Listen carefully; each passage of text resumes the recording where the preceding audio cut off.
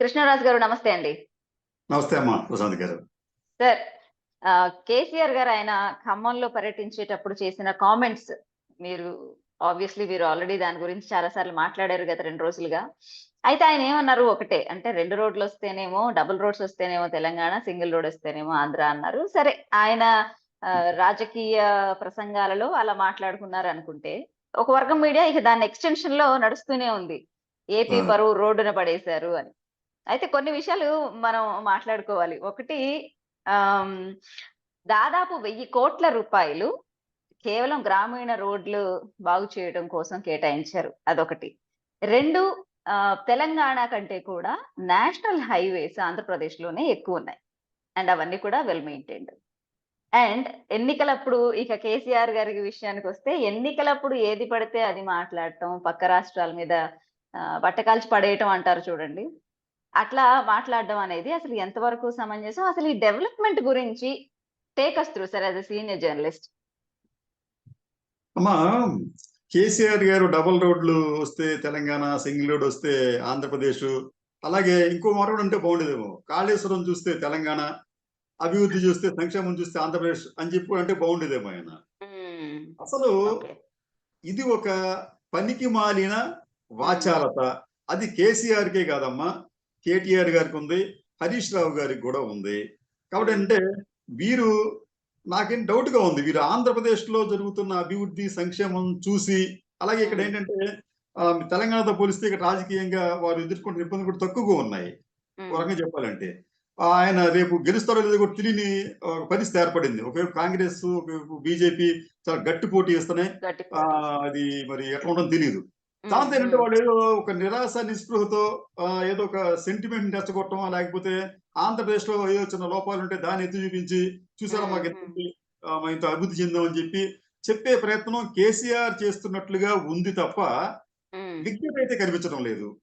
నిజానికేంటంటే కేసీఆర్ గారు గాని, లేకపోతే కేటీఆర్ గాని, హరీష్ రావు గారు గాని, లేకపోతే ఆ రాష్ట్రంలో ఉన్న ఆర్థిక రంగ నిపుణులు గాని, హ్మ్.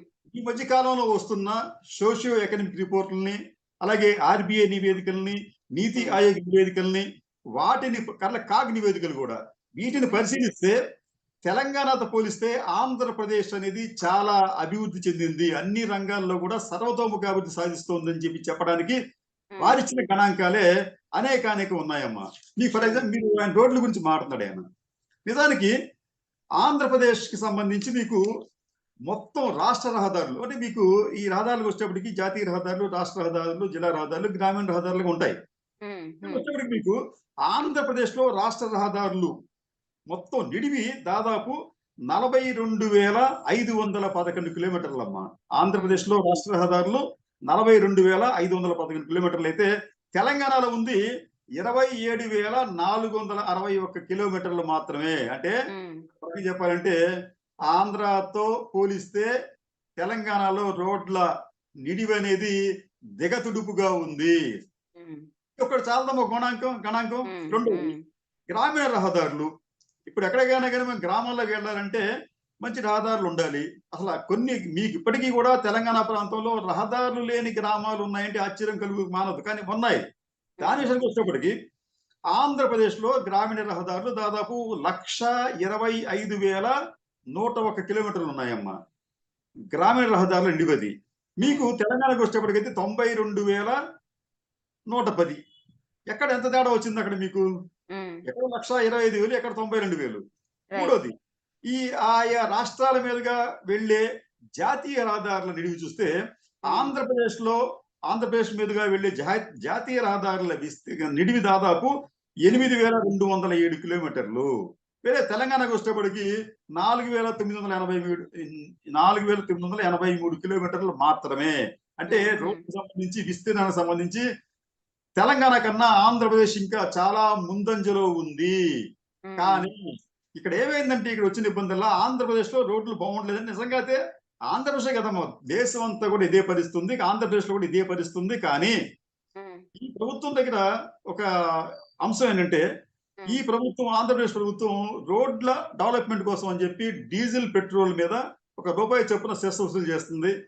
ఆ హ్మ్. డబ్బులు కేవలం రోడ్లకే ఖర్చు పెట్టి ఉంటే ఎక్కడా కూడా ఒక గుంత లేకుండా, ఒక మచ్చ లేకుండా ఆ రోడ్లు ఉండేవి. ఒక అద్దాల్లా మెరిసినట్టు ఉండేవి. కానీ ఆ విషయంలో ప్రభుత్వం ఏంటంటే పూర్తి శ్రద్ధ తీసుకోవటం లేదనేది వాస్తవం. కానీ తెలంగాణలో కూడా ఇదే పరిస్థితి ఉంది అక్కడ. తెలంగాణలో కూడా గ్రామీణ రోడ్లు బాగుండలేదు మీకు. మీకు హైదరాబాద్ రోడ్లు బాగున్నాయో పోనీ, ఒక వర్షం వస్తే అక్కడ గుంటలు ఉంటాయి. అక్కడ మీకు వర్షం వస్తే మొత్తం మొత్తం భాగ్యనగరం అంతా నిర్భాగ్యనగరంగా మారిపోతుంది. మరి దానికేం చెప్తాం? కాబట్టి ఏంటంటే ఈ పనికి మాలిన కంపారిజన్‌లు కేసీఆర్ లాంటి వాళ్ళు చేస్తారు. గతంలో కూడా ఎట్లాగంటే మీకు ఇంతకుముందు తెలంగాణ ఉద్యమప్పుడు కూడా కేసీఆర్ గారు ఇటువంటి పనికిమాలిన కంపారిజన్‌లు చేసి, తప్పుడు లెక్కలిచ్చి తెలంగాణ ప్రజల మనోభావాలను ఆయన రెచ్చగొట్టాడు. ఆయన ఏంటంటే ఆంధ్ర అంతా కూడా దోచుకుపోతున్నారని చెప్పన్నాడు. ఎవరిని దోచుకుపోతా తెలంగాణ ప్రజలు అంత అమాయకులు దోచుకుపోవడానికి. తెలంగాణ ఉద్యమకారులు లేకపోతే అంతకుముందు రజాకారులని వాళ్ళు తరిమి కొట్టారు. నిరంకుశ పాలన వ్యతిరేకించారు. వాళ్ళ అమాయకుల ఆంధ్ర వాళ్ళు దోచుకుపోతా ఉంటే చూస్తూ ఉంటారు వాళ్ళు. అంటే ఇటువంటివన్నీ చెప్పి ఆయన ప్రజలను మోసం చేశాడు. ఇంకా అటువంటి ప్రయత్నం చేయబోతున్నాడు ఆయన. ఇంకా చెప్పడానికి చాలా ఉన్నాయమ్మా. అంటే ఆంధ్రతో పోలిస్తే ఆయన తెలంగాణ గురించి తరచుగా మాట్లాడుతుంటాడు. చాలా అభివృద్ధి చెందింది మాది, పెద్ద పెద్ద వస్తున్నాయని చెప్పి అంటాడమ్మా. మీకు ఎన్ని పరిశ్రమలు వచ్చినా, ఎంత ఇదైనా కానీ మీకు అది ఎక్కడ మీకు రిఫ్లెక్ట్ అవుతుంది? మీ జీడిపిలో, గ్రాస్ డొమెస్టిక్ ప్రోడక్ట్, అంటే స్థూల జాతీయ ఉత్పత్తిలో మీకు అది తెలిసిపోతుంది. అయితే ఇక్కడ మీకు దాన్ని కూడా చూస్తే మీకు అది 2022-23 లెక్క ప్రకారం చూస్తే ఈ జిఎస్డిపి గ్రోత్ రేట్ అనేది ఆంధ్రప్రదేశ్ లో 16.22% ఉంటే తెలంగాణలో 15.6% ఉందమ్మా. అంటే ఆ జిఎస్డిపి గ్రోత్ రేట్ తో కూడా పోల్చినా తెలంగాణ తక్కువగానే ఉంది. కానీ ఆంధ్ర మీద ఒక ముద్ర పడింది, అభివృద్ధి లేదు అని చెప్పి. అది అవాస్తవం. వాస్తవాలన్నీ మీకు ఆర్బిఐ, నీతి ఆయోగ్, లేకపోతే సోషియో ఎకనామిక్ రిపోర్ట్లు, కాగ్ రిపోర్ట్లో కనిపిస్తాయి. ఇంకోటి ఏంటంటే ఈ జీడిపి వాల్యూమ్ ఎంత ఉంది, జీడిపి మొత్తం ఎంత ఉంది అని చూసుకుంటే అది కూడా మీకు దాదాపు 14.50 లక్షల కోట్ల రూపాయల జీడిపి అనేది ఏపీకి ఉందమ్మా. 14.5 లక్షల కోట్ల రూపాయలు. వేరే తెలంగాణకు వచ్చేప్పటికి వాళ్ళది 14 లక్షల కోట్ల రూపాయలే. అంటే ఆంధ్రతో పోలిస్తే వారి జీడిపి అనేది దాదాపు 50,000 కోట్ల రూపాయలు తక్కువగా ఉంది. అలాగే ఈ గత 9 సంవత్సరాలుగా సంక్షేమం మీద, ఎవరికైనా సంక్షేమం ముఖ్యం అక్కడ. అభివృద్ధితో పాటు సంక్షేమం కూడా కావాలమ్మా. అయితే ఈ 9 సంవత్సరాలుగా ఆంధ్రప్రదేశ్ లో కేవలం సంక్షేమ కార్యక్రమాల మీద పెట్టిన మొత్తం వ్యయం దాదాపు 7.05 లక్షల కోట్ల రూపాయలు అయితే తెలంగాణ పెట్టింది, అంటే కేసీఆర్ గారు హయాంలో ముఖ్యమంత్రి అయిన తర్వాత ఆయన పెట్టింది కేవలం 5 lakhs రూపీస్ మాత్రమే. అంటే తెలంగాణతో పోలిస్తే ఆంధ్రప్రదేశ్ లో దాదాపు 2 లక్షల కోట్లకు పైగా ఎక్కువ అమౌంట్ ని పేదవారి సంక్షేమానికి ఉపయోగించారు. ఇట్లా మీకు ఇండస్ట్రీస్ అంటారమ్మా. ఇండస్ట్రీస్ సంబంధించి కూడా వాళ్ళు ఏం చెప్తారంటే మాది చాలా గ్రోత్ ఎక్కువగా ఉంది, ఐటీ ఉంది, ఇది అని చెప్పి అంటారు. కానీ ఈ ఇండస్ట్రీస్ సంబంధించి నెట్ అసెట్ వాల్యూ అని చెప్పి మాట్లాడతారమ్మా. అంటే నికర విలువ అని చెప్పి అంటారు, నికర ఆస్తుల విలువ అని చెప్పి అంటారు. అది మీకు పారిశ్రామిక రంగానికి వచ్చేటప్పటికి ఆంధ్రప్రదేశ్ లో అది 7.2 లక్షల కోట్ల రూపాయలుగా ఉంది. 7.2 లక్షల కోట్ల రూపాయలుగా ఇది పారిశ్రామిక రంగ నికర విలువ ఉంటే, మీకు తెలంగాణకు వచ్చేటప్పటికి అది కేవలం 3.6 లక్షల కోట్లు మాత్రమే. అంటే ఆంధ్రతో పోలిస్తే తెలంగాణలో ఈ ఇండస్ట్రియల్ ఎన్ఏవి అనేది సగం కూడా లేదు. అలాగే మీకు రంగం, మ్యానుఫ్యాక్చరింగ్ సెక్టర్ అమ్మా, అది దానికి వచ్చేటప్పటికి ఆంధ్రప్రదేశ్ లో 10 లక్షలు ఉంటే తెలంగాణలో 12 లక్షలు ఉంది, అక్కడ ఎక్కువగా ఉంది. కానీ వ్యవసాయ రంగానికి వచ్చేటప్పటికి మళ్ళీ, అంటే వ్యవసాయ రంగాన్ని మేము చాలా చేస్తాం, మేము 1,00,000 ఎకరాలకి మేము నీళ్లు ఇచ్చాం, ఖాళీ ప్రాజెక్ట్ కట్టామని చెప్పి అన్నారు కదమ్మా. దానికి వచ్చేటప్పటికి ఈ వ్యవసాయ రంగ నికర విలువకి వచ్చేటప్పటికి ఆంధ్రప్రదేశ్ లో 15.52 లక్షల కోట్లు ఉంటే తెలంగాణలో అది 8.70 లక్షల కోట్లు మాత్రమే. ఇలాగ ఇంకా చెప్పాలంటే చాలా చాలా చాలా ఉన్నాయి.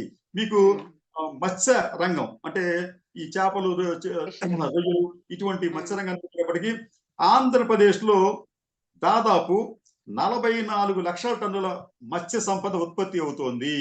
ఎంతమా? 44 లక్షల టన్నులు. తెలంగాణలో కేవలం 4 లక్షల టన్నులు మాత్రమే. అంటే తెలంగాణ కన్నా కూడా 40 లక్షల టన్నుల మత్స్య సంపద ఆంధ్రప్రదేశ్ లో ఎక్కువగా ఉత్పత్తి అవుతుంది. అలాగే ఇంకా మీకు గ్రామీణ నిరుద్యోగం, మీకు చాలా మంది ఉపాధి కల్పించామని చెప్పంటారు కదమ్మా. గ్రామీణ నిరుద్యోగం వచ్చేటప్పటికి ప్రతి 1000 మందికి ఆంధ్రప్రదేశ్ లో మీకు 44 మంది నిరుద్యోగులు ఉంటే అక్కడ 43 మంది ఉన్నారు. అంటే ఒకటి తక్కువగా ఉన్నారు. కానీ ఉమ్, మీకు దీనికి వచ్చేటప్పటికి ఏది మన ఆహ్, ఇంకొక అంశానికి వచ్చేటప్పటికి లక్ష ల ఆహ్, సగటు ఆయు ప్రమాణం. దీనికి వచ్చేటప్పటికి అంటే యావరేజ్ లైఫ్ ఎక్స్‌పెక్టెన్సీ అనేది దానికి వచ్చేటప్పటికి ఆంధ్రప్రదేశ్‌లో 70 సంవత్సరాలు ఉంటే, తెలంగాణలో మీకు 69 సంవత్సరాలు మాత్రమే ఉంది. అంటే ఆంధ్ర కన్నా కూడా అక్కడి ప్రజలు సగటున ఒక సంవత్సరం తక్కువ ఎక్కువ. జీవిస్తున్నారు. మరి ఉమ్, మీరు సాధించిన అభివృద్ధి ఎక్కడుంది? మేము అన్ని హాస్పిటల్స్ కట్టాము. అంత ఖర్చు చేసాము. ఆదాయం వచ్చేస్తుంది. సాలరీస్ పెరిగిపోయినాయి. ఇయన్నీ బాగుంటే ఆంధ్ర ప్రజల కన్నా కూడా తెలంగాణ ప్రజలు ఒక సంవత్సరం ఎందుకు తక్కువగా బతుకుతున్నారు? సగటు ఆయుర్దాయం అక్కడ ఎందుకు తక్కువగా ఉంది? ఇంకో ఉమ్, విషయం ఏంటి ఆసక్తికరమైన విషయం ఇక్కడ మీకు ప్రభుత్వ ఆసుపత్రులు ఉన్నాయమ్మా. గవర్నమెంట్ హాస్పిటల్స్ అంటే హైదరాబాద్ దగ్గర నుంచి గ్రామీణ స్థాయి వరకు ఉన్న ఆసుపత్రుల సంఖ్యకు వచ్చేటప్పటికి ఏపీ, తెలంగాణకు వచ్చేటప్పటికి ఆంధ్రప్రదేశ్‌లో ప్రభుత్వ ఆసుపత్రులు అసలు ఉమ్, నమ్మశక్యం కాదు ఇది. 88,721 ఆసుపత్రులు ఉన్నాయి. ఇది దేశంలో ఉమ్, అత్యధికంగా హాస్పిటల్ ఉన్న ఆహ్, రాష్ట్రం ఆంధ్రప్రదేశ్. ఉమ్, ఉమ్, మీకొచ్చేటప్పటికి తెలంగాణకు వచ్చేటప్పటికి అది కేవలం 6,000 మాత్రమే. ఎక్కడ ఉమ్, 80,000 ఎక్కడ 6,000. ఇక్కడ ఇంకోటేంటంటే ప్రభుత్వ ఆసుపత్రుల్లో స్పెషలిస్టులు. ఉమ్, వాళ్ళు కావాలి కదా! స్పెషలిస్ట్ కావాలి కదా! అది అవును. వచ్చేటప్పటికి ఆంధ్రప్రదేశ్‌లో దాదాపు 2,200 మంది ఉంటే, తెలంగాణలో మీకు 1,300 మంది మాత్రమే ఉన్నారు. ఇట్లాగా ఉమ్, ఓకే. ఈ తాజాగా వచ్చిన అంటే మొన్న వచ్చిన కాగ్ రిపోర్ట్ ప్రకారం వాళ్ళేం చెప్తారంటే, ఈ ఈ విద్య, వైద్యం, సంక్షేమం, గ్రామీణాభివృద్ధి దీనికి బడ్జెట్‌లో కేటాయింపులు ఎంత చేస్తున్నారు అని ఉమ్, చూస్తే దీంట్లో కూడా ఆంధ్రప్రదేశ్ దేశంలోకెల్లా అగ్రస్థానంలో ఉందమ్మా. బడ్జెట్‌లో ఈ రంగాలకి నేను చెప్పిన విద్య, వైద్యం, ఉమ్, ఆరోగ్యం, గ్రామీణాభివృద్ధికి బడ్జెట్‌లో కేటాయించింది ఎంతంటే దాదాపు ఆంధ్రప్రదేశ్‌లో 55.71%. అదే ఓకే. మీకు గుజరాత్‌కి వచ్చేటప్పటికి 42.8%. కానీ తెలంగాణకు వచ్చేటప్పటికి అది 31.34% మాత్రమే. అంటే ఏం ఉమ్, చేస్తుంది ప్రభుత్వం డబ్బంతా తీసుకెళ్ళి? మీకు ముఖ్యమైన విద్యకి, వైద్యానికి, వైద్యానికి. ఆరోగ్యానికి, గ్రామీణాభివృద్ధికి ఖర్చు చేయకుండా మరి ఉమ్, దేనికి ఖర్చు పెడుతున్నారక్కడ? మరి వచ్చిన సంపదంతా ఏమైపోతుంది? ఉమ్, మీకింత సంపదొచ్చేస్తే నిరుద్యోగం అట్లాగే ఉంది. ప్రజల ఉమ్, జీవన ప్రమాణాలు పెరగలేదు. హాస్పిటల్ల సంఖ్య పెద్దగా పెరగలేదు. ఉమ్, మరి ఏంటి అక్కడ తెలంగాణ సాధించిన అభివృద్ధి ఏముందక్కడ? ఒక చిన్న చినుకు పడితే ఉమ్, హైదరాబాద్ రోడ్లు జలమయం అవుతాయి. భారీ వర్షం కురిస్తే అక్కడ ఒలింపిక్ ఈత పోటీలు నిర్వహించుకోవచ్చు ఆ రోడ్ల మీద. ఏంటి సాధించిన అభివృద్ధి అక్కడ? చెప్తారు ఉమ్, దానికి. అంటే బుకాయింపులు మాత్రం చాలా గట్టిగా చేసే తెలంగాణ ఉమ్, నాయకులు, వారి వందిమాగదులు ఉంటారు. వాళ్ళు ఉమ్, నిత్యం అవాస్తవాలు మాత్రమే ప్రచారం చేస్తారు. ఉమ్, ఉమ్, కానీ ఉమ్, ఈ గణాంకాలను వారు పట్టించుకోరు. కాబట్టి ఏంటంటే కేసీఆర్ గారు, కేటీఆర్ గారు, హరీష్ రావు గారు వారి సొంత వ్యవహారాలు వారు చూసుకుంటే చాలా హోందాగా ఉంటుంది. ఉమ్. సరే, అయితే ఎంత కాదనుకున్నా సరే కేసీఆర్ గారు చేసిన కామెంట్స్ ఏవైతే ఉన్నాయో అవి రాజకీయంగా ప్రేరేపితం చేసిన మాటలు. సో వాటిని సరే, ఆ మాటల గురించి ఆయన అన్నారు. అది తప్పే అని అందరూ ఖండిస్తున్నారు. కానీ ఒక వర్గం మీడియా ఏదైతే ఉందో, ఎందుకంత కక్ష? ఎందుకంత ఆక్రోశం? అంటే ఎప్పుడంటే తెలంగాణలో బాగున్న రోడ్లని, ఆంధ్రప్రదేశ్‌లో బాగోలేని కొన్ని రోడ్లని పిక్చర్స్‌గా పెట్టేసి, దాని గురించి స్టోరీస్ రాసి అంటే ఎటువంటి మెసేజ్ ప్రజల్లోకి తీసుకెళ్ళాలనుకుంటున్నారు? ఎందుకింత కక్ష సాధింపు? ఇక్కడ ఒకటమ్మా దాదాపు 30, 40 సంవత్సరాల క్రితం నుంచి కూడా మీడియా అనేది క్రమంగా జర్నలిస్టుల చేతుల్లోంచి హ్మ్. వ్యాపారవేత్తలు, పారిశ్రామికవేత్తల చేతుల్లోకి వెళ్ళిపోయింది. హ్మ్. ఫలితంగా వాళ్ళేంటంటే వారి లక్ష్యాలు మీడియా మీద సంపాదన కాదమ్మా. మీడియాని అడ్డు పెట్టుకొని సంపాదించటం. హ్మ్. వారికి హ్మ్. ఆల్రెడీ అనేక ఎస్టాబ్లిష్‌మెంట్స్ ఉంటాయి. హ్మ్. వీళ్ళేంటంటే తమ ఆర్థిక ప్రయోజనాల కోసం రాజకీయాలని ఆశ్రయిస్తారు. తర్వాత వాళ్ళకి రాజకీయ ప్రయోజనాలు కూడా వాళ్ళకి అవసరం అవుతాయి. అప్పుడేం చేస్తారంటే విడిపోతారు అట్లాగే ఆళ్ళు. హ్మ్. ఇదే జరుగుతుంది ఇక్కడ. మీకు ఆంధ్రప్రదేశ్‌కొచ్చేటప్పటికి, మీకు తెలంగాణకొచ్చేటప్పటికి మీకు వి6 లేకపోతే ఈనాడు లేకపోతే ఏబీఎన్ ఆంధ్రజ్యోతి ఇయన్నీ క్లియర్ కట్‌గా మీకు డివిజన్ అయిపోయిందమ్మా మీకు. కొన్ని హ్మ్. తెలంగాణకనుకో హ్మ్. నమస్తే తెలంగాణ. తెలంగాణకి సొంత పత్రికది. అధికార పత్రికది. ఇంతకు హ్మ్. ముందేంటంటే గతంలో మీకు సిపిఐ, సిపిఎం వాళ్ళకి విశాలాంధ్ర ప్రజాశక్తి ఉండేయమ్మా. హ్మ్. దాని నుంచి ఏంటంటే అట్లాగే వీళ్ళు గూడా సొంతగా పార్టీలు పత్రికలు పెట్టుకోకుండా వీళ్ళ ద్వారా వాటిని నడిపిస్తున్నారు. సాక్షి ఉంది. హ్మ్. సాక్షి ఎవరి హ్మ్. పేపరు? జగన్మోహన్ రెడ్డి గారి పేపర్ అది. హ్మ్. ఈనాడు, ఆంధ్రజ్యోతి ఎవరి పేపర్‌లు? వారి యాజమాన్యాలు వేరే ఉండొచ్చు కానీ వారి ప్రయోజనాలన్నీ కూడా తెలుగుదేశం పార్టీకి అనుకూలంగానే ఉంటాయి. అవును. కాబట్టంటే ఇది ఒక ప్రపంచవ్యాప్తంగా వస్తున్న పరిణామం. దీనికి మనం అతీతులమేం కాదు. కానీ ఏం జరుగుతుందంటే జర్నలిస్టులు అనేవాళ్ళు మార్జినలైజ్ అయిపోయారు. వాళ్ళకి విలువ లేదు. యజమానులు ఏం చెప్తే దాన్నే చేయాలి. పూర్వం ఎట్లా ఉండేదంటే సంపాదకులు ఏం చెప్తే యజమానులు దానికి అంగీకరించేవారు. ఇప్పుడు దానికి భిన్నమైన పరిస్థితులు వచ్చినాయి. ఇది విచారకరం. అయినప్పటికీ కూడా బ్లెస్సింగ్ ఇన్ డిస్గైజ్ లాగా మనకేంటంటే ఇటువంటి అంటే వీరి ఏకపక్ష ధోరణులు లేకపోతే అవాస్తవాల్ని అర్థసత్యాలని అభూత కల్పనల్ని ప్రచారం చేసి పత్రికలు పెరుగుతున్న నేపథ్యంలో మనకు వచ్చిన ఒక వరం లాంటిది ఏంటంటే సోషల్ మీడియా. ఈ సోషల్ మీడియా ఏం చేస్తుందంటే అందరి భాగవతాలని కూడా నిర్భయంగా ఎక్స్పోజ్ చేస్తుంది. అయితే సోషల్ మీడియాలో కూడా కొన్ని లోపాలు ఉన్నాయి. అంటే అక్కడ కూడా ఏంటంటే వాళ్ళు అవాస్తవాలను ప్రచారం చేయడానికి మళ్ళీ వీళ్ళే నేను చెప్పిన ఈ వర్గాల వారే సోషల్ మీడియాలో క్యాప్చర్ చేశారమ్మా. క్యాప్చర్ చేసి దాని ద్వారా కూడా వీళ్ళు అవాస్తవాలు ప్రచారం చేస్తున్నారు. అయినప్పటికీ కూడా కొంత ప్రజలు నిజాలు తెలుసుకోవడానికి ఈ సోషల్ మీడియా ద్వారా అవకాశం కలుగుతుందమ్మా. సార్, అయితే ఇప్పుడు విద్యా, వైద్యం, గ్రామీణాభివృద్ధి వీటన్నిటి మీద చాలా గట్టిగా ఫోకస్ చేస్తుంది వైసీపీ ప్రభుత్వం అంటున్నారు. అలాగే మెడికల్ కాలేజీలు, పోర్ట్లు, షిప్పింగ్ హార్బర్లు ఇవన్నీ కూడా వస్తున్నాయి. ఇవన్నీ కూడా డెవలప్మెంట్ లో భాగం కాదా? అంత ఏమంటారు పచ్చిగా అసలు అబద్ధాలు చెప్పడం అనేది ఎంతవరకు అది యాక్సెప్ట్ చేయాలి? అమ్మా శ్రీశ్రీ గారు మాట అంటారమ్మా. అదేంటంటే కట్టుకథలు చెప్పే వాళ్ళకి ఈ పారిశ్రామికవేత్తలకి పుట్టిన అక్రమ సంతానమే పేపర్లు అని చెప్పి అంటారు ఆయన. విషపుత్రికలు అని చెప్పి పేపర్లు. నిజంగా ఈ పేపర్లన్నీ కూడా ఈ పత్రికలన్నీ కూడా పుత్రులుగా మారాయి. పుత్రిక అనే మాట అనకూడదు పాపం. లేడీస్ వాళ్ళకి మనం ఆపాదించకూడదు. విషపుత్రులుగా మారారు. మళ్ళీ అది మారాయి. వీళ్ళ వ్యాపకం అదే. పొద్దున్న లెగిస్తే ఏదో ఒక నెగిటివ్ కనిపించాలి. ఒకవేళ నెగిటివ్ లేదనుకోండి ఏదో క్రియేట్ చేస్తారు అక్కడ. ఒకదాన్ని క్రియేట్ చేసి దాన్ని వదులుతారు అక్కడ సమాజంలో. అయితే ప్రజలు వీటి పట్ల మొదట్లో కొంత వాళ్ళు కన్ఫ్యూజ్ అయ్యి నమ్మి ఆ తర్వాత వాస్తవాలు తెలుసుకోవడం వల్ల ఏంటంటే డ్యామేజ్ అనేది పెద్దగా జరగటం లేదు. ఫర్ ఎగ్జాంపుల్ మీకు ఒక ఉదాహరణ చెప్తాను మీకు. నిజానికి ఆంధ్రప్రదేశ్ కావచ్చు, తెలంగాణ కావచ్చు, పవర్ఫుల్ మీడియా అనేది తెలుగుదేశం పార్టీ ఆధీనంలో ఉంది. మీడియా ఛానల్స్ కావచ్చు, పేపర్లు కావచ్చు ఉన్నాయి. గత ఎన్నికల్లో ఏపీకి వచ్చేటప్పటికి చంద్రబాబు నాయుడు గారికి పూర్తిగా ఆ పత్రికలు మీడియా పూర్తిగా సహకరించింది. అనేకానికి సర్వేలు చేయించేశారు. అన్ని కూడా తెలుగుదేశం పార్టీకి అద్భుతమైన మెజార్టీ వస్తుందని చెప్పారు. మరి జనం నమ్మారా దాన్ని? అద్భుతమైన మెజార్టీ ఎవరికి ఇచ్చారు? వైసీపీకి ఇచ్చారు. అంటే ఏంటి? వాళ్ళ ప్రయత్నాలని వ్యర్థమైనవి. వాళ్ళ ప్రయత్నాలు ఇక్కడ విషయం ఏంటంటే వాళ్ళ ప్రయత్నాలు వ్యర్థమైనవి, వాళ్ళ జనం నమ్మటం లేదు అని చెప్పి వారికి తెలిసినప్పటికీ కూడా ఈ అబద్ధాలు, అర్థసత్యాలు, అభూత కల్పనలు ఇంకా ప్రచారం చేస్తూనే ఉన్నారు వారు వీరు కూడా. సో ఇంక ఇది ఏమంటారు, మీరు అలాగే చెప్తున్నారు, జర్నలిస్టులు లేదంటే జర్నలిజం అనేది ఇట్లా బయాస్డ్ గా అయిపోయింది కాబట్టి ఏమంటారు, వాళ్ళకి తోచింది వాళ్ళు రాసుకునే స్వతంత్రం వాళ్ళకి యజమానులు కల్పించారు.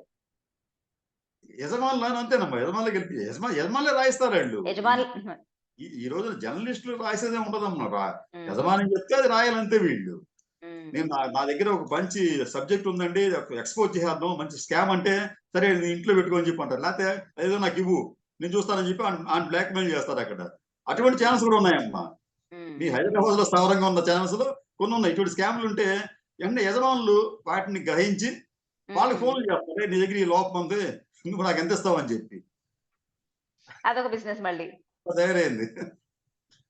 Right sir, thank you very much sir live లో జాయిన్ అయినందుకు. నమస్తే సార్. ధన్యవాదాలు.